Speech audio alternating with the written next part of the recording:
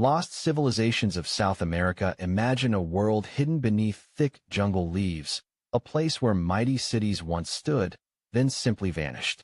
For thousands of years, advanced people built amazing things in South America, but their stories were lost to time, waiting to be found. These aren't just old tales, they are secrets whispered by the wind, asking us to uncover their mysteries. Deep in the Amazon rainforest, under a thick green blanket, lie the forgotten remains of incredible civilizations. We're not talking about small villages. We're talking about huge networks of towns, connected by long roads, with big public squares and giant earthworks. For a long time, many people thought the Amazon was just wild jungle, too difficult for large groups of people to live in or build big things. They thought the soil was too poor and the land too challenging. But modern science is showing us how wrong that idea was. New tools, like LiDAR, which uses lasers from airplanes to see through the forest canopy, are changing everything we thought we knew. This amazing technology lets scientists map the ground without cutting down a single tree, revealing hidden patterns and shapes that are clearly man-made. These shapes are not natural at all. They are the clear outlines of ancient cities and towns, showing up like ghosts on a screen. One of the most mind-blowing discoveries is the lost cities of the Upano Valley in Ecuador, revealed in early 2024. For decades, archaeologists walked over these very spots, seeing only hills and trees. But LiDAR showed an entire network of communities, linked by roads that stretched for miles. According to a study published in the journal Science in January 2024, these cities were built by the Upano people over 2,500 years ago, even before the Inca Empire rose to power. These Upano cities had houses, plazas, and even big pyramid-like mounds. The people shaped the very land, digging huge ditches and building big walls, all designed to make their lives better. This wasn't just a few huts. It was a complex society with thousands of people living together. It shows that ancient people in the Amazon were far more skilled and organized than anyone gave them credit for. They were truly masters of their environment. The discoveries in the Upano Valley tell us that the Amazon was not a pristine wilderness before Europeans arrived, as some stories suggest. Instead, it was a place where many different cultures thrived, transforming the landscape to fit their needs. They farmed, they traded, and they built impressive structures. This challenges old ideas that only civilizations in dry areas, like Egypt or Mesopotamia, could build big cities. The rainforest, it turns out, was also a cradle of advanced societies. Another amazing lost civilization is the so-called garden cities of the Beni region in Bolivia.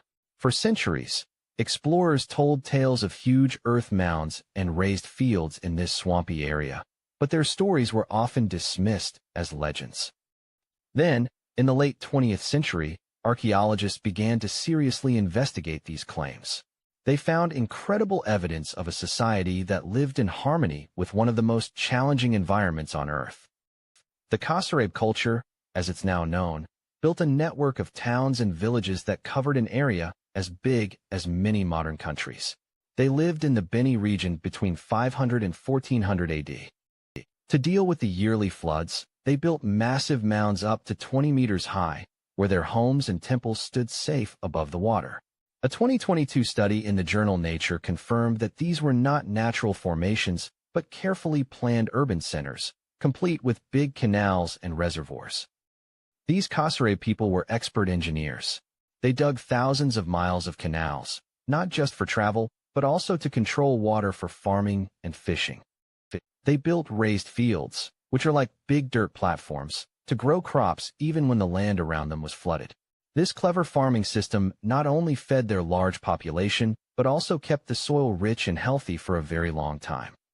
It was a perfect example of smart, sustainable living.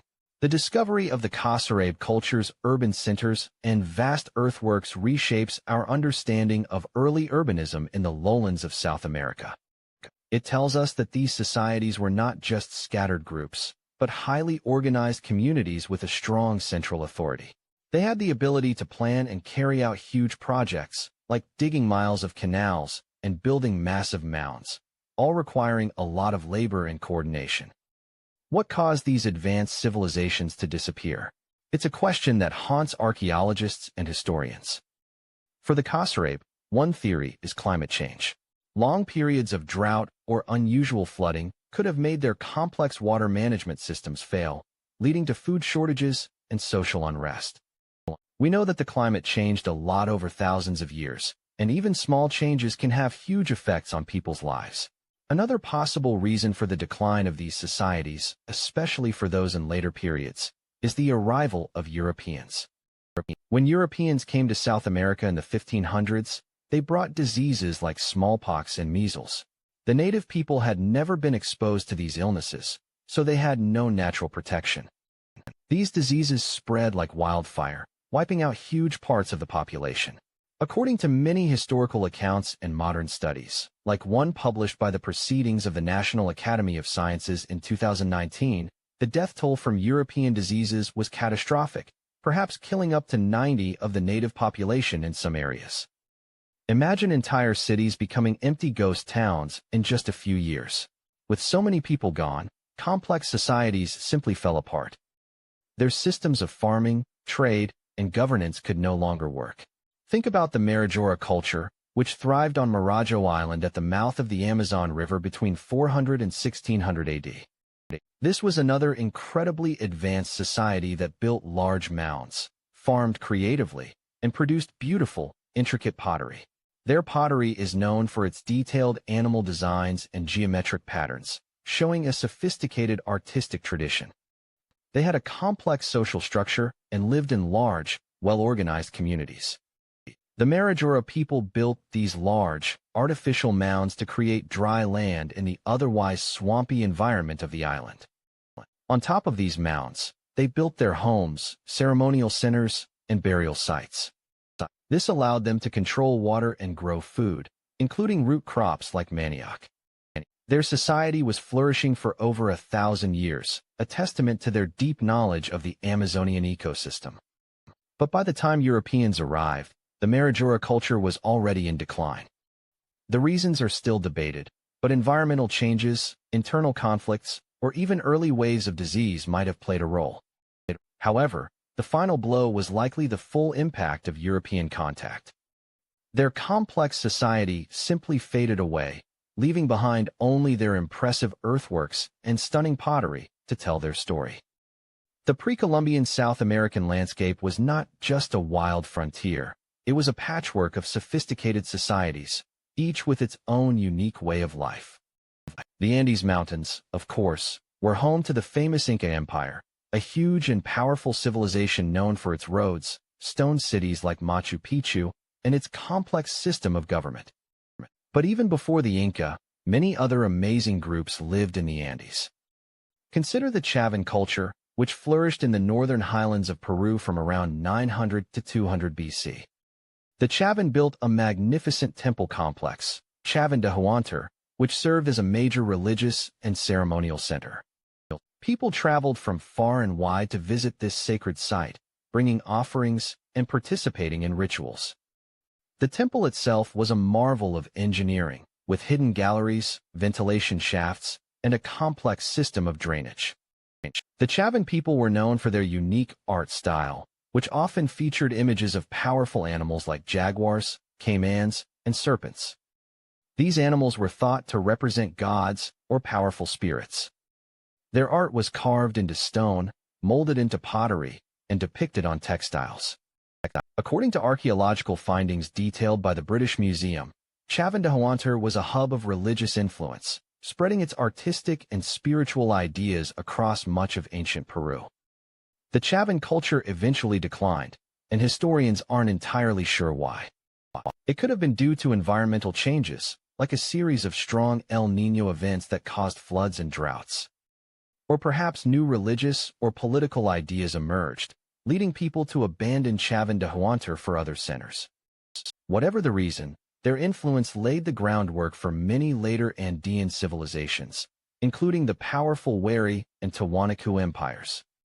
Speaking of Tiwanaku, this was another amazing civilization that thrived in what is now Bolivia, near Lake Titicaca, between 500 and 1000 AD.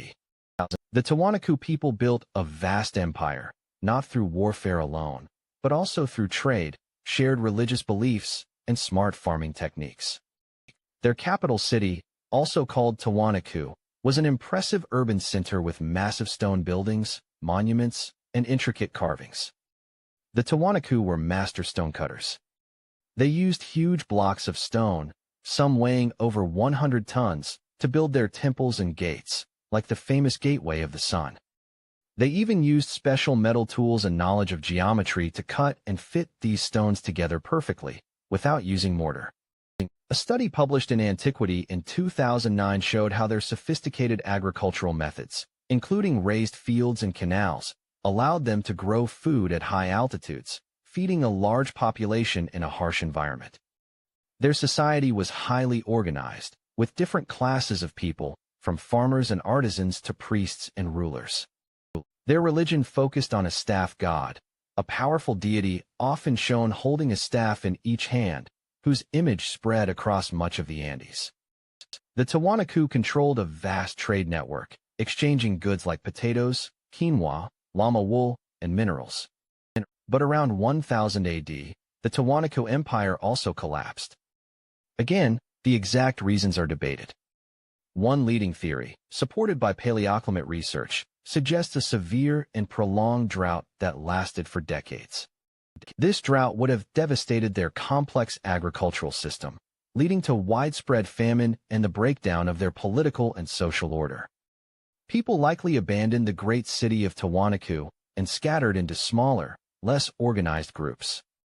The stories of these lost South American civilizations teach us valuable lessons. They show us how incredibly smart and capable ancient people were, able to build amazing cities, develop complex farming systems, and create beautiful art, even in challenging environments.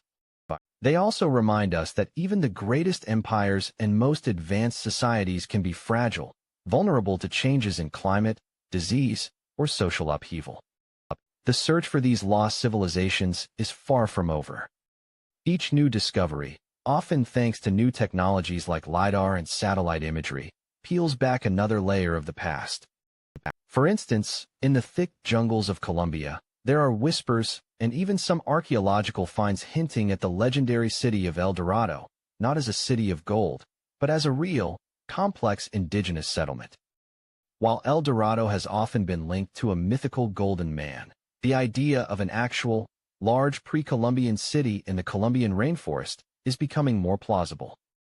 Researchers are using similar methods to look for the rumored cities of the Tairona people in the Sierra Nevada de Santa Marta Mountains, who built terraced cities connected by stone paths. One such city, Ciudad Perdida, the Lost City, was rediscovered in 1972, but it's believed many more lie hidden in the dense foliage, waiting for modern tools to reveal them. These cities had complex water systems, circular stone platforms for homes, and vast agricultural terraces that shaped the mountain landscape. The Tairona were master gold workers, creating intricate ornaments and figures that show their artistic skill and sophisticated metallurgy. They also crafted beautiful ceramics and wove elaborate textiles. Their society was highly organized, with different social classes and a complex religious system. They fiercely resisted the Spanish conquistadors for many decades, showcasing their military strength and cultural resilience. The discovery of Ciudad Perdida proved that these lost cities weren't just myths. It showed that the Tairona had built large, permanent settlements that could house thousands of people.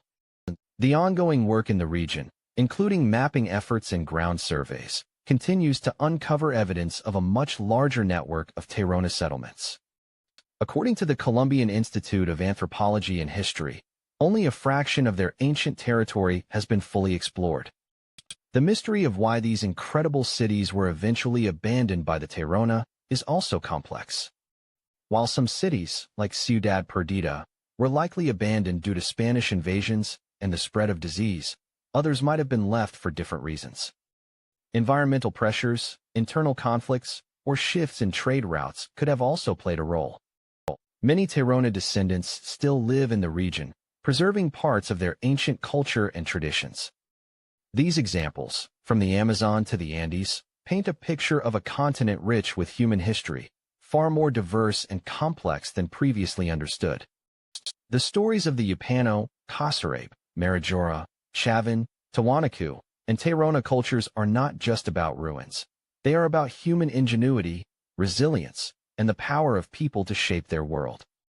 They remind us that history is not just about what we know, but about what we are still learning. Each forgotten city, each hidden road, each piece of pottery dug from the earth brings us closer to understanding the incredible tapestry of South America's past.